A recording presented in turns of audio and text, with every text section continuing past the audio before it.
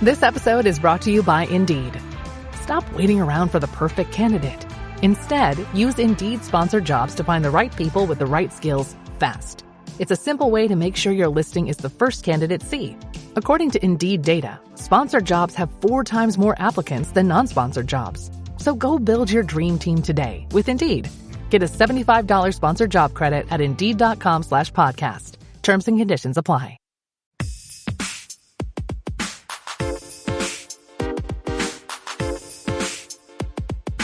Welcome to From Dorms to Desks, job hunting tips for those early in their careers. A podcast brought to you by College Recruiter job search site, which believes that every student and recent grad deserves a great career, and hosted by Work Defined. Join our AI co-hosts as they dive into tips, tricks, and insights that will help you land your next part-time, seasonal, internship, or entry-level job. Let's get your career started. So picture this. You're maybe just about to graduate, right? And you're looking at that first big career step. Or maybe you're a couple of years in already trying to figure out what's next. The job market, it just feels like it's constantly shifting under your feet. You're trying to navigate, like, how do I grow? What skills actually matter long term? How do I make my mark? And well, lately there's this one incredibly powerful force that seems to be driving so much of that change. It's really redefining everything. Artificial intelligence. So today we're diving deep into something really crucial, especially for anyone in that, from dorms to desks phase. We're looking at some genuinely fascinating and, yes, sometimes challenging insights about how AI is fundamentally reshaping the whole professional landscape. We've got 2 really key perspectives for you today. One's from Forbes, and it highlights these exciting new careers that AI isn't just like enabling, but actively demanding by 2030, gives you a glimpse of future opportunities. And then we've got this really comprehensive data-backed look from Stanford University's Digital Economy Lab, and that offers maybe a more stark view of AI's recent effects on jobs, especially for early career folks. Our mission here is pretty simple. Equip you with the knowledge you need to navigate this, find those aha moments, and really get what this all means for your career path. Okay, let's unpack this. Let's get to the core of what AI means for your job future. It feels like every other headline paints a completely different picture, doesn't it? One minute, AI is coming for all our jobs, total displacement. The next, it's like, hailed as this dawn of a whole new world, amazing opportunities, jobs we haven't even thought of yet. It really feels like a paradox sometimes, pulling us in these 2 different directions. So what's the real story? I mean, is it job losses or is it this boom in new roles? It's true. The narratives can definitely feel contradictory. But what's really fascinating here, I think, is that both sides actually hold a pretty significant amount of truth. And the data we're looking at today really helps us get into the nuances, Right. instead of just getting stuck in that either thinking. So on one hand, we've got compelling insights highlighting the potential for totally new high-demand roles, jobs emerging directly because of AI, things that just didn't exist a few years back.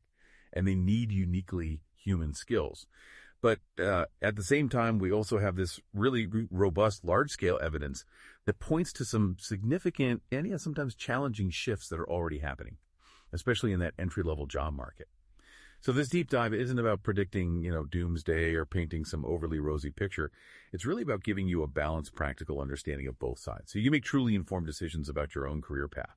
We're definitely going to explore both sides thoroughly, give you that full, nuanced perspective. Okay, I like that we're starting with the opportunities because, we're all thinking about adapting and maybe what gets automated, but it's just as important to see the exciting new stuff, right? The roles AI is actively demanding. It gives you a chance to see where things are heading and, how you could potentially fit into that. So what's really standing out on that front? Absolutely. And this Forbes article, it draws on insights from an expert named Yi, and it points to these really specific high-demand areas where human expertise, but augmented by AI, is going to be just indispensable by 2030. And what's crucial here is these aren't just like small tweaks to old jobs. No, these are entirely new career paths taking shape. They need this blend of tech understanding and those uniquely human skills. These are really the kinds of roles that could genuinely future-proof your career, especially if you're in that from dorms to desks phase right now. Okay, so let's dig into that. Let's peel back the layers on some of these roles. What's the first one you mentioned that you find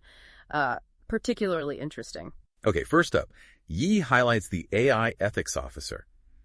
And just think about that for a second. AI isn't just a background tool anymore, right? It's getting woven into really sensitive parts of our lives. I mean, guiding medical diagnoses, influencing credit scores, algorithms used in the justice system. It's everywhere. And Yi points out quite rightly that this deep integration demands really rigorous human oversight. So an AI ethics officer, their job is to develop the guidelines, the policies, the frameworks, to make sure these AI systems are used fairly transparently, and crucially that they comply with all the global regulations, which are, constantly evolving themselves. Wow, yeah, that sounds absolutely critical, almost like a digital conscience for these AI systems. Can you give an example? Like, what kind of impact would they actually have day to day? Yeah, exactly. A digital conscience is a great way to put it. So imagine an AI system. Let's say it's designed to help a bank approve or deny loan applications. Now, without clear ethical guidelines, that system could maybe even unintentionally end up perpetuating or even amplifying existing biases, right? Leading to discrimination based on demographics or postcode or whatever. An AI ethics officer is the person who steps in.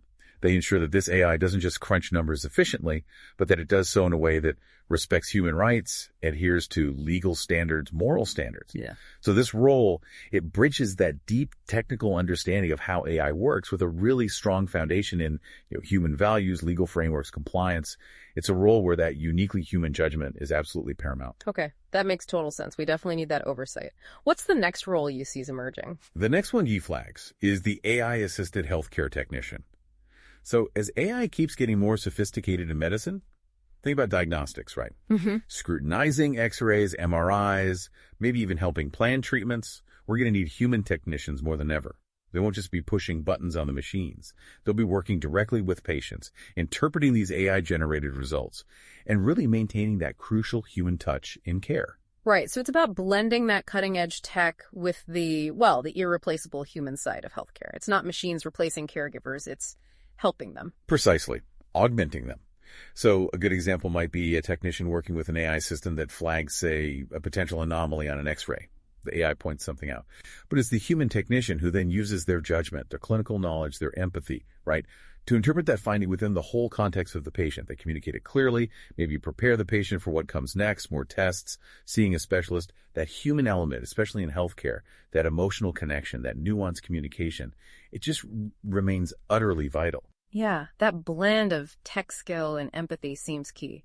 Okay, what about the industrial side? We often think AI is just in offices, but it's transforming factories too, isn't it? Oh, absolutely. On the industrial front, Yi identifies the AI maintenance specialist.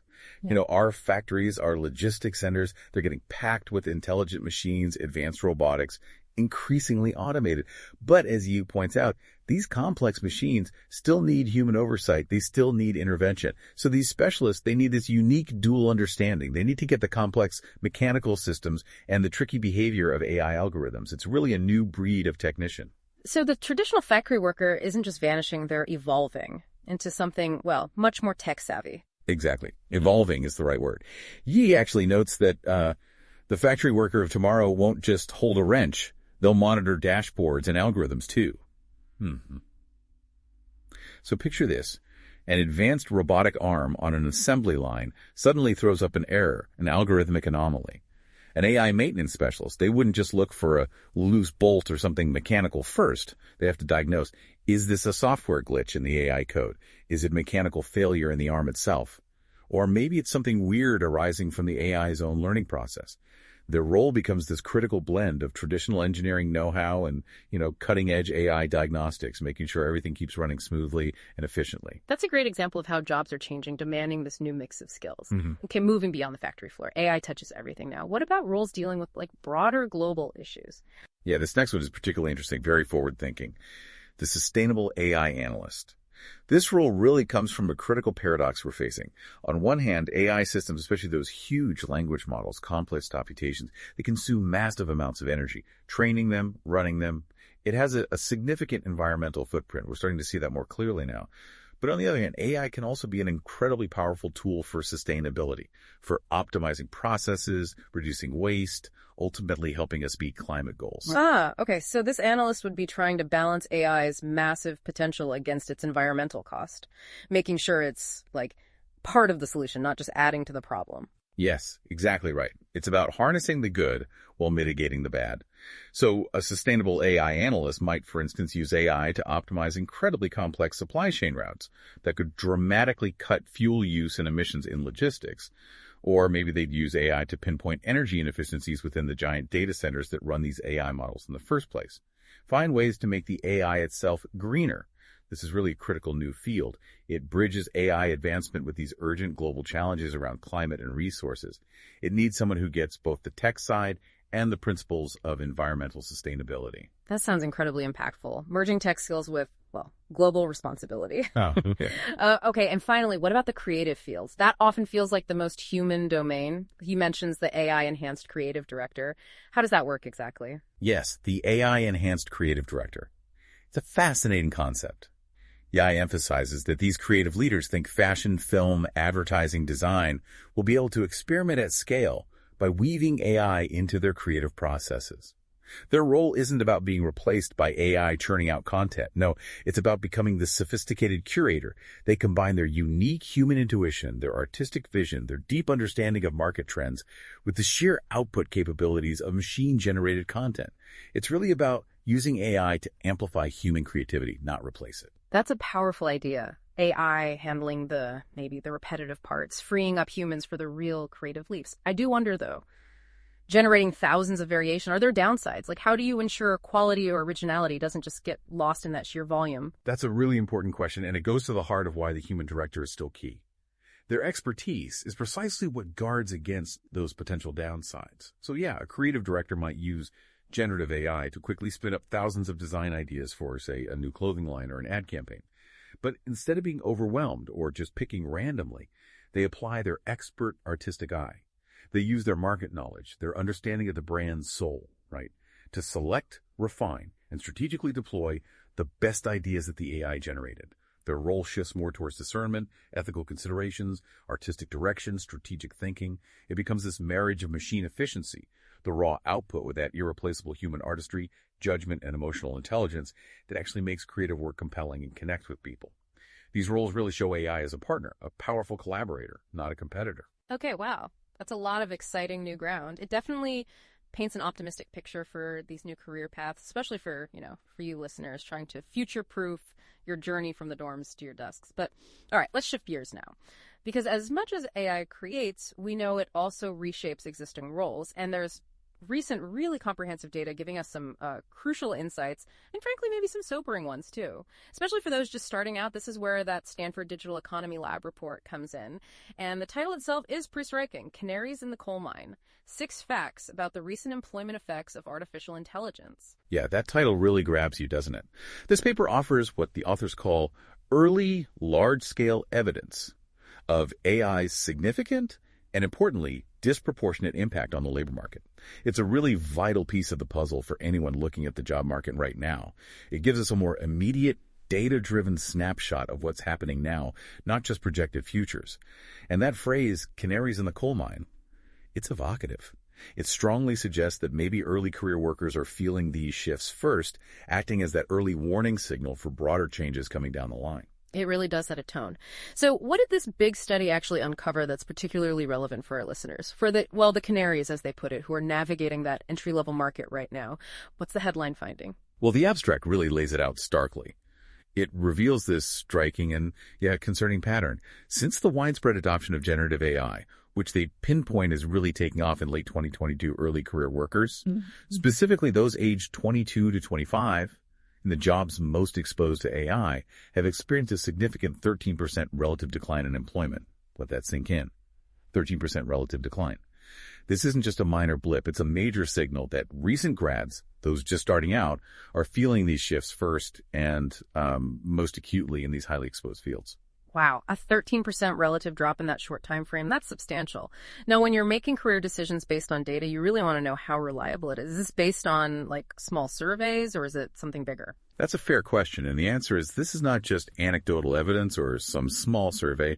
No, the study uses high-frequency administrative data, specifically from the largest payroll software provider in the U.S. So we're talking data covering over 25 million workers. That gives an incredibly detailed, granular, and precise view of actual employment changes. It's much more robust than some other public datasets, which can sometimes be a bit noisy or volatile. Hey friends, Marnie Robbins here, host of Vibe Makers, a podcast now on the Work Defined Network. Look, we all know workplace culture doesn't come from a slide deck. Gross. It comes from people.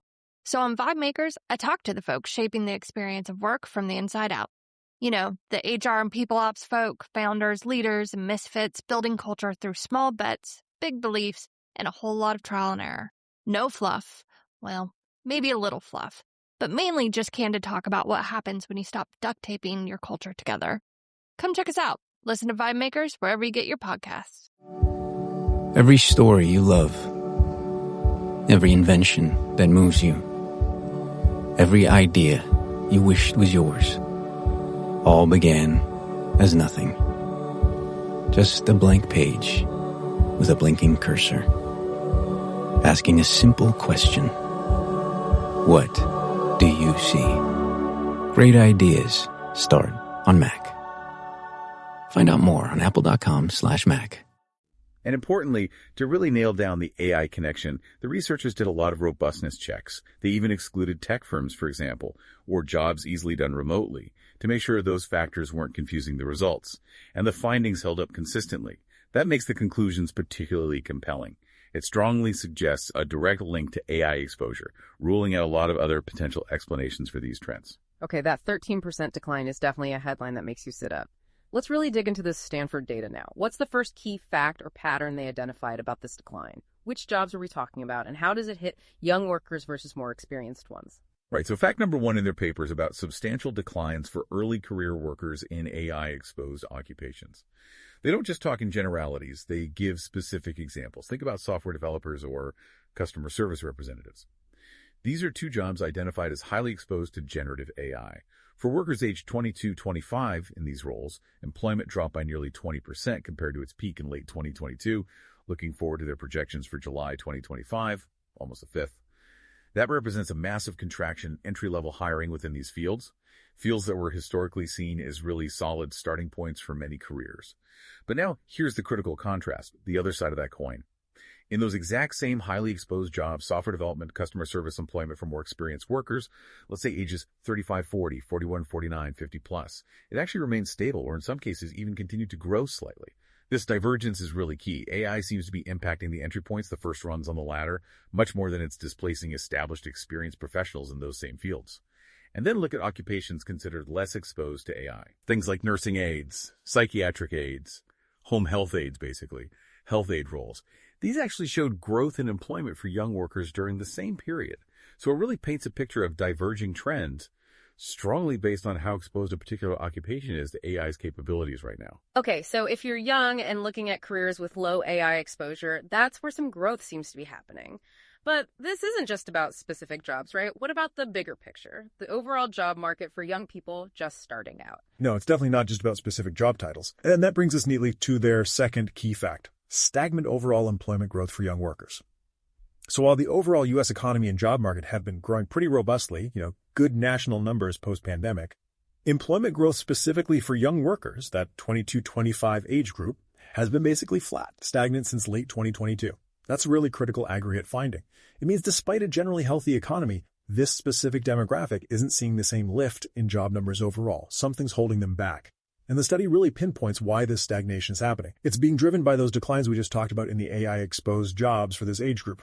Let me give you the numbers again because they're stark. Between late 2022 and their July 2025 projection, young workers 22 to 25 in the most AI-exposed jobs saw a 6% decline in employment. But older workers 35-49 in those same exposed jobs saw a 9% increase. Huge difference. Now flip to the less AI-exposed jobs. There, young and older workers saw pretty comparable growth, somewhere between 6% and 13%. So the stagnation for young workers isn't across the board. It's heavily concentrated in those fields where AI is making the biggest inroads right now. Right. Okay. This next point feels really crucial for career strategy. Is AI just taking over tasks completely, replacing humans? Or is it more about helping humans do their jobs better, making them more productive? Because that difference feels massive for how you should prepare. It is a massive difference, and it's addressed directly by their third key fact. Entry-level employment declines where AI automates work, not where it augments. This is really interesting. So the Stanford paper, they use data from something called the Anthropic economic index. This index basically classifies how AI is used for different tasks based on millions of interactions with an AI model called Claude. They identify automated uses. That's where AI essentially executes a task on its own with minimal human input. Think like asking AI to format a document or debug some code, task delegation. And then there are augmentative uses. That's where AI works with a human, enhancing their capabilities, like using AI to brainstorm ideas for a marketing campaign or maybe explain a really complex scientific concept, collaboration, learning, validation. Okay, so here's the punchline. The study found that entry-level employment declined significantly in those occupations where AI's use is primarily automative. These are the tasks AI can basically just take over.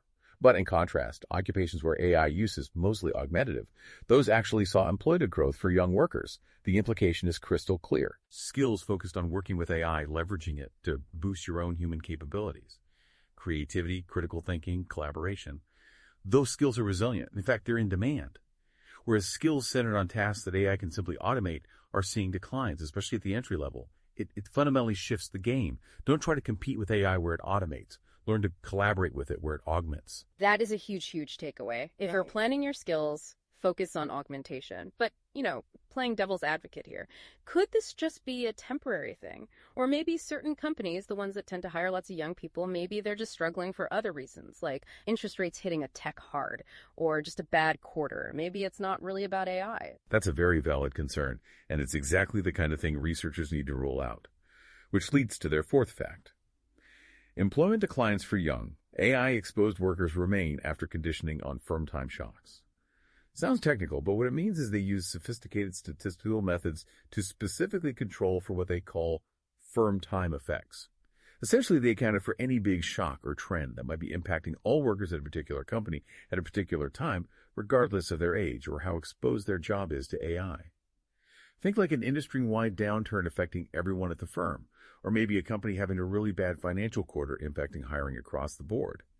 And even after applying these stringent controls, that significant 13% relative decline in employment for the 22-25 age group in the most AI-exposed jobs.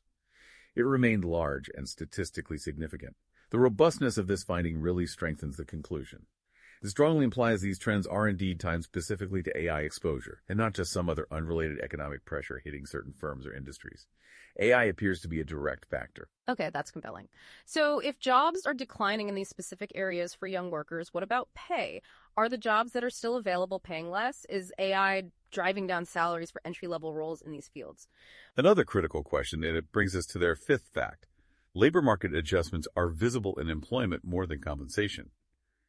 This is quite interesting. The study looked at annual base compensation, and they adjusted it for inflation, using 2017 dollars, to make fair comparisons over time.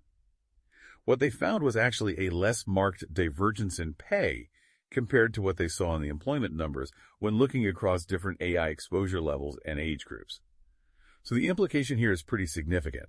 While it seems to be getting noticeably harder to get an entry-level job in these highly AI-exposed fields where automation is prevalent, if you do manage to secure one of those jobs, the pay for that role hasn't necessarily seen the same dramatic relative drop compared to less exposed jobs.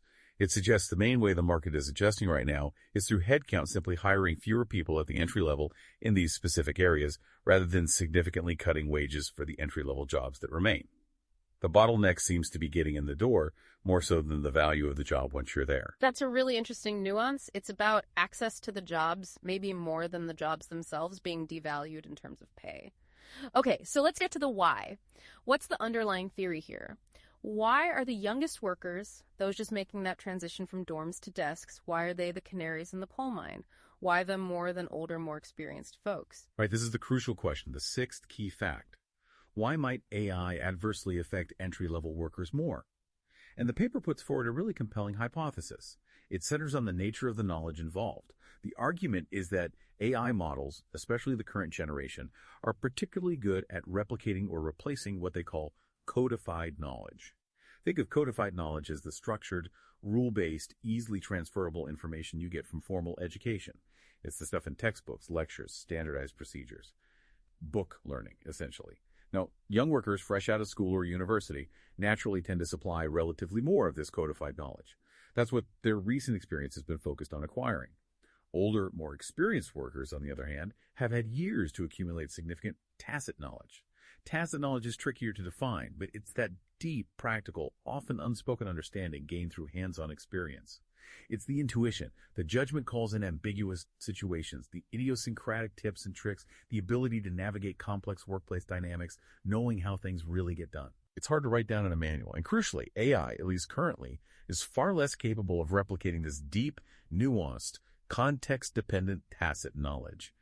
Okay. So it boils down to the kind of knowledge AI can mimic versus what it struggles with. And that just happens to disproportionately affect those whose main asset is the recently acquired book learning, making real-world experience even more valuable now. Precisely. That's the core hypothesis. Young workers in these exposed fields might face more task replacement because a larger portion of their contribution relies on that codified knowledge AI is getting good at.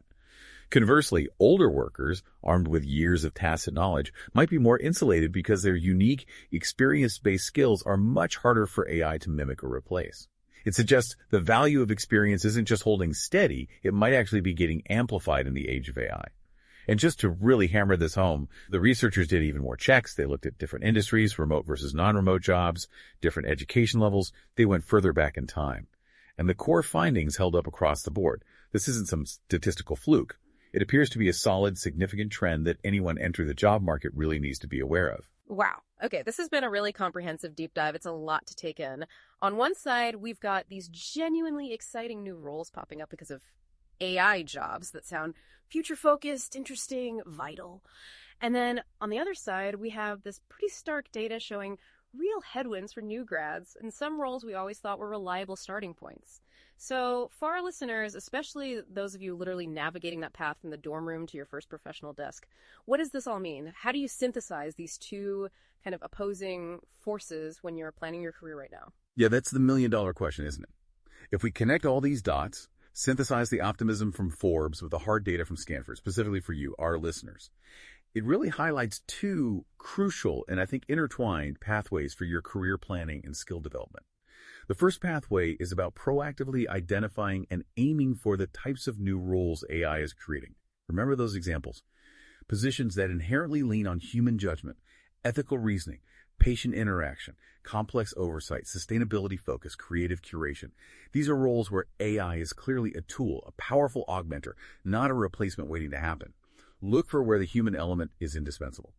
The second pathway, and this is directly informed by that Stanford data, really emphasizes a vital shift in mindset and how you approach building your skills. It's about being incredibly strategic right from the start. First, and maybe this is the most important takeaway, focus on augmentation, not automation. The data couldn't be clearer. Employment growth is happening where AI augments human capabilities, making us more productive, more innovative, capable of tackling bigger problems. So what does that mean for you? It means actively developing skills in leveraging AI tools. Learn prompt engineering. Figure out how to integrate AI into your specific field's workflow.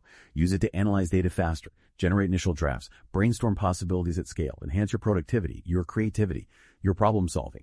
Don't just learn about AI. Learn how to work with it effectively. And try to avoid building your core value proposition around tasks that AI can easily automate, especially those purely based on that codified knowledge. Think, how can you become the director of the AI, using it strategically, rather than the operator it might replace? Second takeaway, building on that, actively cultivate tacit knowledge. Given AI's current struggles with replicating that deep experiential wisdom, you need to prioritize roles and experiences that let you build it up. This means seeking out great mentorship, really embracing internships, not just as resume fillers, but as learning opportunities. Volunteer for diverse projects, even outside your core role. Actively learn from your experienced colleagues, ask questions, observe, understand the why behind the what. This is about accumulating those tips and tricks, that intuitive understanding, that practical wisdom gained from navigating real-world messiness. That becomes your differentiator, your shield, in a way, against pure automation. Third, and this is almost a given now, continuous learning and adaptability are absolutely paramount. The landscape is changing so fast, those specific job titles Yi mentioned, they might evolve or change names in a few years. But the underlying skills adapting quickly, learning new tools constantly, being willing to pivot your workflow or even your role, those will be non-negotiable. This isn't a learn once, coast forever world anymore, if it ever was. It's definitely a learn continuously, adapt always environment now. Stay curious. Keep an eye on AI advancements and how they might ripple into your chosen field or industry. Your ability to learn and relearn is going to be one of your most valuable career assets. And finally, really lean into and nurture the human touch. Think back to those growth roles we discussed. The ethics officer, the healthcare tech, the creative director. What do they have in common? They all underscore the increasing value of uniquely human skills. Empathy, ethical reasoning, nuanced communication, critical judgment, creative vision, interpersonal skills. These are things AI currently cannot replicate authentically. And when you pair these human-centric abilities with solid AI literacy, understanding how to use the tools, you become an incredibly powerful asset. You become an invaluable collaborator with AI, not someone competing against it. And remember, while the Stanford data focused on entry level, these lessons about automation versus augmentation, codified versus tacit knowledge, they really apply at all career stages now. It's about figuring out how to make your uniquely human contributions shine brighter in an increasingly AI-powered world.